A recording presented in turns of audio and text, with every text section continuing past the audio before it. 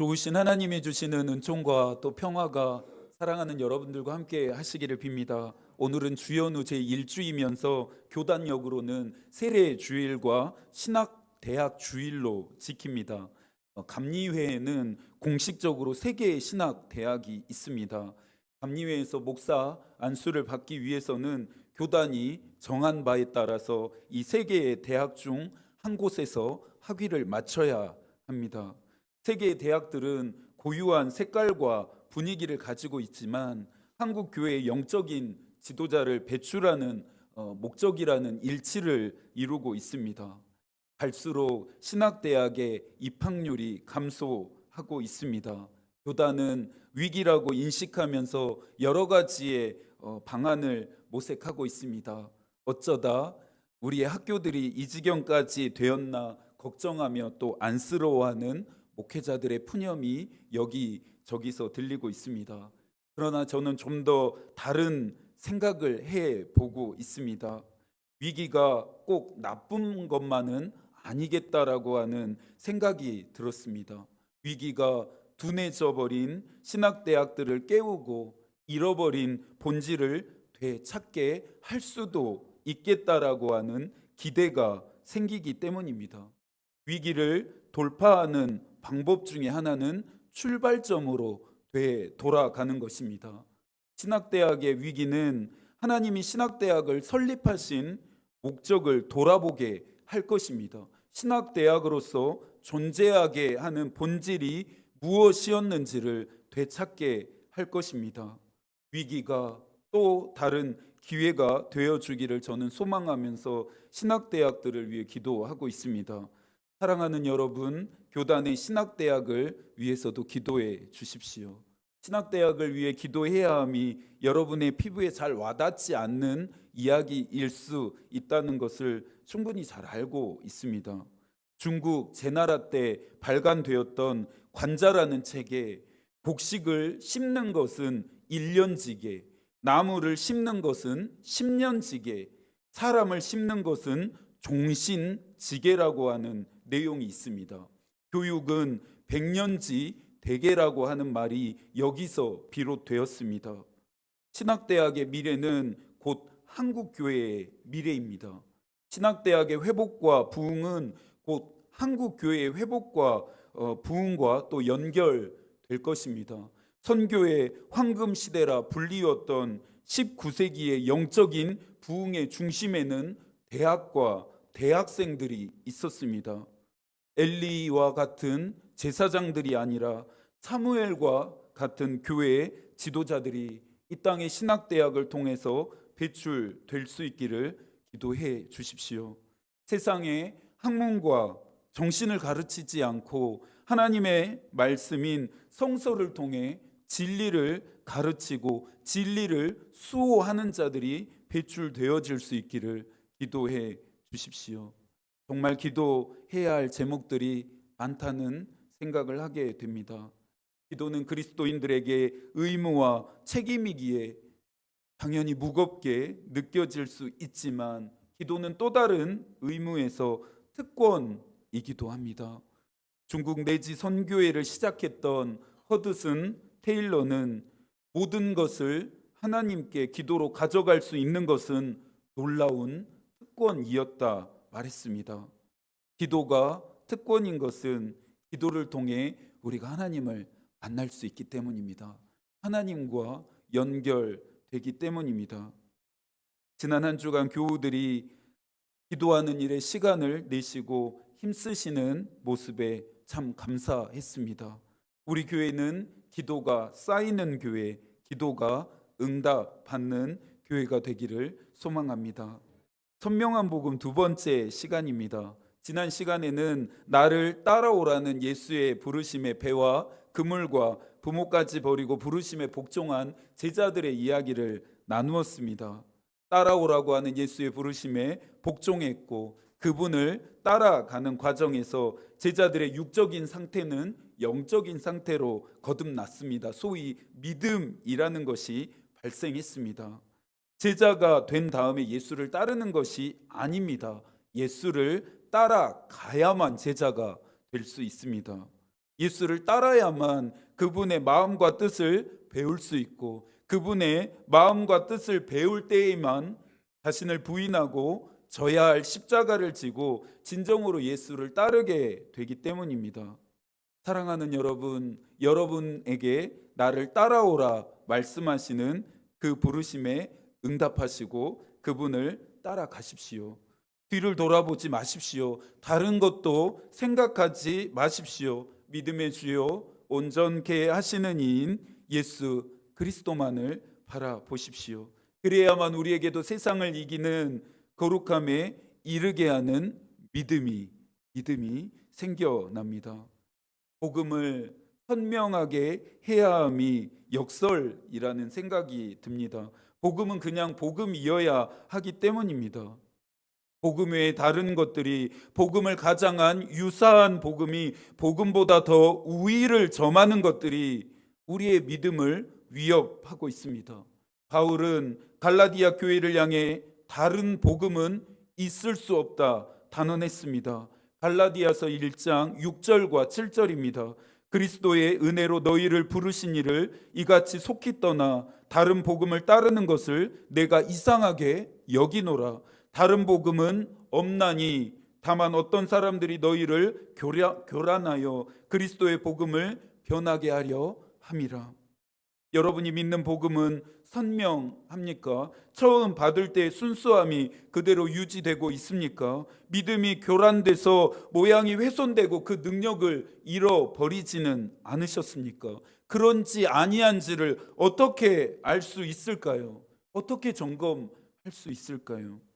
여러분의 영혼 안에 다른 것들보다 가장 먼저 예수 그리스도가 보이는지, 다른 그 무엇보다 십자가가 가장 먼저 드러나고 있는지를 확인하고 점검해 보시면 됩니다.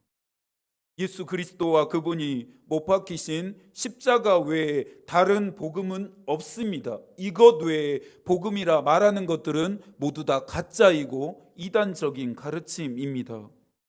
다른 복음에는 호기심을 보이지도 말고 귀 기울이지도 말고 가까이 하지도 마십시오. 지난주는 예수 그리스도를 따랐던 사람들의 이야기를 나누었다면, 오늘의 이야기는 예수 그리스도를 따르지 않은 사람의 이야기입니다. 예수를 따랐던 제자들과의 행동을 비교해 보시면서 오늘의 이야기를 따라오신다면 훨씬 더 풍성한 이해와 만나게 되시리라 생각되어집니다. 본격적으로 이야기 속으로 한 걸음 더 다가서야겠습니다. 16절의 말씀을 함께 읽습니다.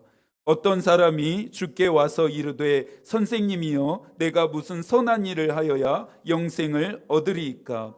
제자들에게 예수께서 찾아가셨던 것과는 반대로 이번에는 한 사람이 예수께 찾아와 묻습니다. 영생을 얻고 싶은데 어떤, 그리고 얼마만큼의 선한 일을 해야 영생을 얻을 수 있는지를 물었습니다. 그런데 이 질문이 이상합니다.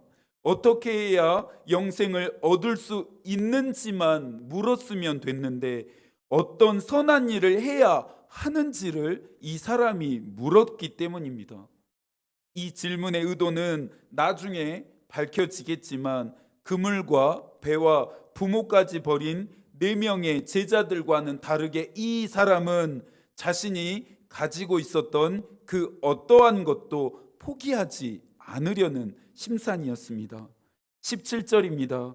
내가 생명에 들어가려면 계명들을 지키라.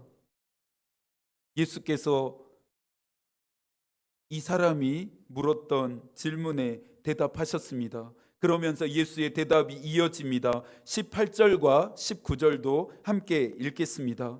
이르되 어느 계명이오니까? 예수께서 이르시되 살인하지 말라, 간음하지 말라, 도둑질하지 말라, 거짓 증언하지 말라, 내 부모를 공경하라, 내 이웃을 내 자신과 같이 사랑하라 하신 것이니라. 이 계명들은 하나님이 모세를 통해 이스라엘 백성들에게 부여한 10가지의 계명입니다. 우리가 십계명이라고 부르는 말씀들이죠.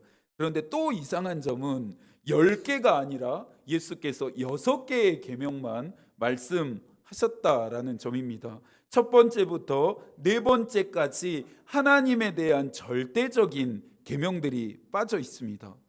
이렇게 한 데에는 예수의 의도가 있었습니다.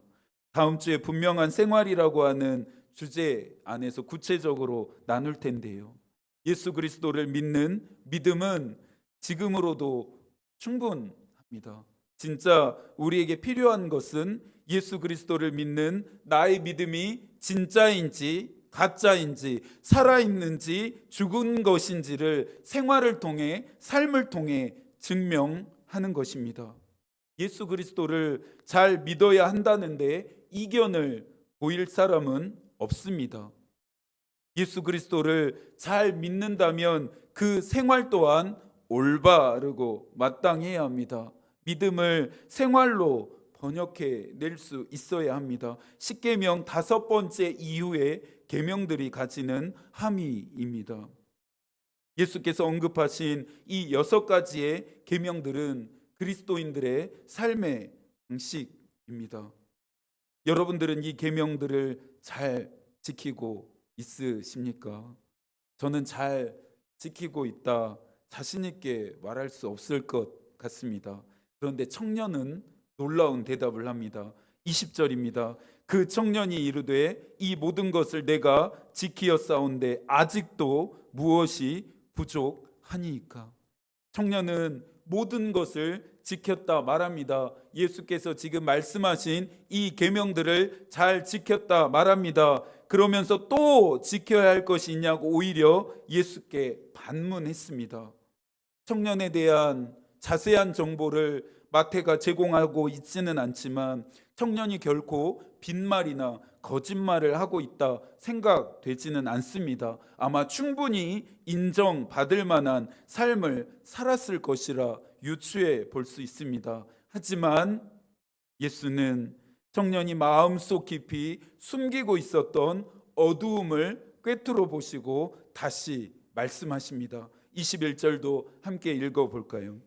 예수께서 이르시되 내가 온전하고 잘진대 가서 내 소유를 팔아 가난한 자들에게 주라. 그리하면 하늘에서 보화가 내게 있으리라. 그리고 와서 나를 따르라 하시니, 완벽한 삶을 살아왔다 자신하는 청년에게 예수께서는 온전한 삶을 살라 말씀합니다. 그의 인식론을 완전히 뒤바꾸십니다. 깊숙이 숨겨 놓았던 어둠인 소유의 문제를 건드리십니다. 네가 가진 소유를 다 팔아서 가난한 자들에게 나누어 주라 하신 이 말씀은 그 어떤 계명들보다 청년을 무겁게 짓눌렀고 청년을 올가맸습니다. 예수를 따름은 나를 잃음입니다. 누군가는 배를 잃어야 할 수도 있고, 누군가는 그물을 잃어야 할 수도 있고, 누군가는 부모를 잃어야 할 수도 있습니다. 예수를 따르려면 무엇인가를 잃음이 선행되어집니다. 그리스도를 따름은 포기이고 또 희생이고 대가 지불입니다. 토마스 아킨피스의 그리스도를 본받아라고 하는 책에도 이와 같은 내용을 다루고 있습니다. 생명에 들어가고자 한다면 계명들을 지키라 권면합니다. 예수께서 지금 청년에게 하고 있으신 말씀이시죠. 이어지는 내용을 더 들어보시겠어요? 진리를 알고자 한다면 나를 믿으라. 온전해지고자 한다면 모든 것을 팔아라. 나의 제자가 되고자 한다면 네 자신을 부인하라. 복된 생명을 얻고자 한다면 현세에서 주어진 목숨을 멸시하라. 천국에서 높임을 받고자 한다면 이 세상에서 내 자신을 낮추라. 나와 함께 다스리고자 한다면 나와 함께 십자가를 지라. 오직 십자가를 지고 나를 따르는 자들만이 복된 생명과 참된 빛을 얻을 수 있다. 그리스도를 따르고는 싶지만 정욕과 탐욕은 포기하지 못하시겠습니까? 다른 말씀들에는 다 순종하겠지만 십자가를 지라는 말씀은 복종하기가 어려우십니까? 우리는 청년을 판단하거나 비난할 자격이 없습니다. 청년의 모습이 곧 나의 모습, 우리의 모습이기 때문입니다. 예수님을 위해 무엇을 포기하셨습니까? 예수님을 위해 무엇을 잃으셨습니까? 예수님을 위해 어떤 것까지 여러분들 희생하실 수 있다 결단하고 계십니까? 오래전 선교 단체에서 사역할 때 간사들과 함께 공동 생활을 했었습니다. 당시 2층 구조로 된 주택 2층에서 제가 생활을 했었는데요. 2층에 3개의 방이 있었습니다. 한 방마다 2명의 간사들이 함께 생활을 했습니다. 여느 주말 아침이었을까요? 2층 현관 쪽에서 쿵쾅대는 시끄러운 소음에 잠을 깼습니다. 눈을 비비면서 소리나는 쪽으로 가보니 옆방에서 생활하던 간사가 망치로 무언가를 내리치며 부수고 있었습니다. 아침부터 무엇을 그렇게 망치로 내리치면서 부수고 있는가 보았는데 깜짝 놀랐습니다. 아이패드를 망치로 때려 부수고 있었습니다. 그 간사가 선물을 받은 지 얼마 안 되는 아이패드였다는 것을 알고 있었고, 또 다른 간사들이 무척이나 부러워했었던 아이패드였습니다. 왜 때려 부수고 있는 것이냐 물었습니다. 돌아온 대답이 더욱 놀라웠습니다. 선물 받은 아이패드가 그 간사는 참 너무나 좋았다라고 이야기했습니다. 있기 전과 후가 나뉠 만큼 여러 면에서 큰 도움도 되었다라고 말했습니다. 그런데 시간이 지날수록 말씀과 기도보다 아이패드를 더 가까이 하는 자신을 발견했다라는 것입니다. 필요한 아이패드가 오히려 영적인 생활을 게으르게 만들어 버렸다라고 이야기해 주었습니다. 그날 아침 말씀을 묵상하면서 기도하는데 아이패드보다 나를 더 가까이 할 수 없겠느냐라고 하는 하나님의 말씀하심이 이 간사에게 들려졌다라고 했습니다. 하나님의 말씀하심을 들은 이 간사는 그 즉시 아이패드를 부수어 버리기로 결단했습니다. 타협할 수 있는 방법, 절제할 수 있는 방법이 얼마든지 있었습니다. 저라면 그렇게 했을 것 같습니다. 그 간사는 그물과 배와 부모를 버리고 예수의 부르심에 복종한 제자들과 같이 자신에게 있었던, 자신이 가지고 있었던 소중한 것을 버리기로 결정했습니다. 그날 아침에 경험했던 그 일이 오랜 시간 두고 저에게 큰 울림이 되었습니다. 이쯤 되니 예수를 찾아왔던 청년이 예수를 따랐을지 그렇지 아니했을지가 궁금해집니다. 22절의 말씀도 함께 읽습니다. 그 청년이 재물이 많음으로 이 말씀을 듣고 근심하며 가니라. 여러분, 예수께서 우리가 많은 것을 소유함을 기뻐하지 않는다라고 오해하지 마십시오. 예수께서 주시는 복 안에는 부와 재물도 있습니다. 예수께서는 많은 것을 얻고 누림이 죄가 된다 결코 말씀하신 적이 없습니다. 웨슬리의 말처럼 할 수만 있다면 많은 돈을 버십시오. 그리고 할 수만 있다면 그 많은 돈으로 하나님의 영광을 위해서 사용하십시오. 돈이라는 것은 힘이 있습니다. 누가는 하나님과 재물 중 너희가 누구를 섬길 것인지 선택하라 말했습니다. 재물과 하나님을 결코 겸하여 섬길 수 없다라고 누가가 경고합니다. 다스릴 수 없는 많은 소유는, 통제할 수 없는 많은 소유는 예수를 따라가려고 하는 우리의 발을 이 땅에 단단히 묶어둡니다. 2월 첫째 주는 교회 설립 기념주일로 예배드립니다. 어느새 교회를 설립한 지 2주년이 되었습니다. 교회를 설립하는 과정 중에 참 많이 기도했습니다. 더 기도하지 못했다라고 하는 물론 자책과 후회도 있습니다. 당시에 돈이 하나도 없었고 또 의지하고 붙들 만한 것이 하나도 없었기 때문입니다. 지난 시간을 돌아보며 제 자신에게 질문했습니다. 만약 믿을 만한, 의지할 만한 돈이 있었다라면, 붙들 만한 것들이 있었다라면 나는 그렇게 기도했을까? 안 했을 것 같습니다. 저는 그렇게 기도하지 않았을 것 같습니다.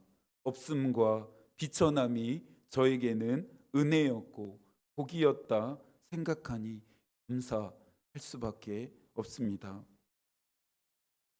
예수와 이 청년이 이야기를 나누는 상황 가운데 또 그것을 지켜보면서 가만히 있지 않을 한 사람이 생각이 납니다. 27절의 말씀을 함께 읽습니다. 이에 베드로가 대답하여 이르되 보소서 우리가 모든 것을 버리고 주를 따라싸온데 그런즉 우리가 무엇을 얻으리이까? 예수님 저 청년 보셨지요? 그냥 가버리는 거, 소유를 팔아 가난한 자들에게 나누어 주고 예수님 따르라고 했는데 그렇게 하지도 않고 저렇게 가버립니다. 그런데 하나님, 예수님 저는 달랐지요. 저는 말씀하시자마자 모든 것을 버리고 예수님을 따랐습니다. 이렇게까지 했는데, 이렇게까지 하면서 예수님 따랐는데 그래도 뭔가 주실 것이 있으시지요. 제가 뭔가를 얻게 되겠지요. 어느 제자도 묻지 않았던 것을, 아니 묻고 싶어도 감히 묻지 못했던 것을 눈치 없는 베드로가 질문했습니다. 우리가 예수 그리스도를 따르는 것은 보상을 바람 때문은 아니어야 합니다.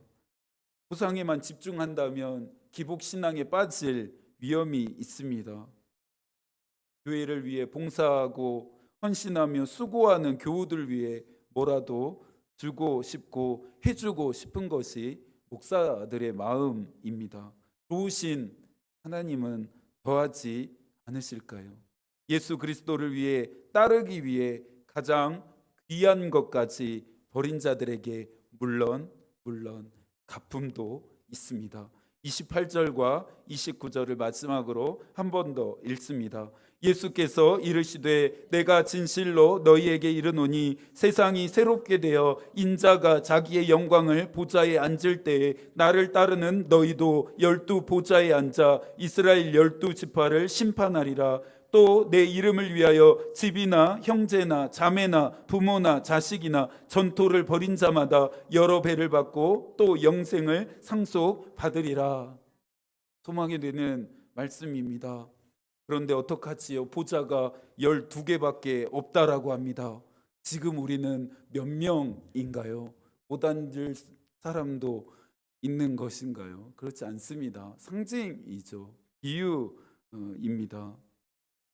예수 그리스도를 위해 자신의 가장 귀한 것을 내버리고 그분을 따르는 자들에게 하나님이 주시겠다라고 하는 상급이고 면류관입니다.